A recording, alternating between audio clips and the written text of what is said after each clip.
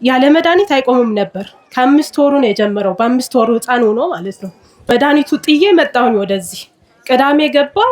ልክ እዚህ ከተጠመቅን በኋላ ያለ መድኃኒት ይኸው ቆመ። 15ኛው ቀኑ ማለት ነው። እና እልል ብላችሁ አመስግኑ።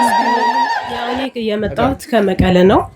ከዛ እዚህ እንደመጣሁኝ አዲስ አበባ እንደገባሁኝ እናቴ በቃ አገሩን አላውቀውም የት እንደሚሄድ ስለማላቅ አንቺ ምሪኝ አልኳት። ከዛ አልቅሼ እንደዛ ብዬ ስነግራት ጸሎቴን ጨርሼ ቀና ብዬ ሞባይሌን ስከፍት የልደታ ማርያም እንዳለ ቲክቶክ ላይ የልደታ ማርያም ይመጣል ተደጋጋሚ ነው። ወይ እናቴ በቃ ይሄንን እየነገርሽኝ ነው ብዬ አርብ ከሰዓት ነበር የነገርኳት ጸሎት አድርጌ። ከዛ ቅዳሜ ጠዋት ወደዚህ መጣሁኝ። እዚህ እንደገባው ሌሊት አርብ ወደ ቅዳሜ ሌሊት ልጄ በጣም እየተደጋገመ ይጥለው ጀመር ሌሊቱ ሙሉ እስከዚህ እስከምደርስ።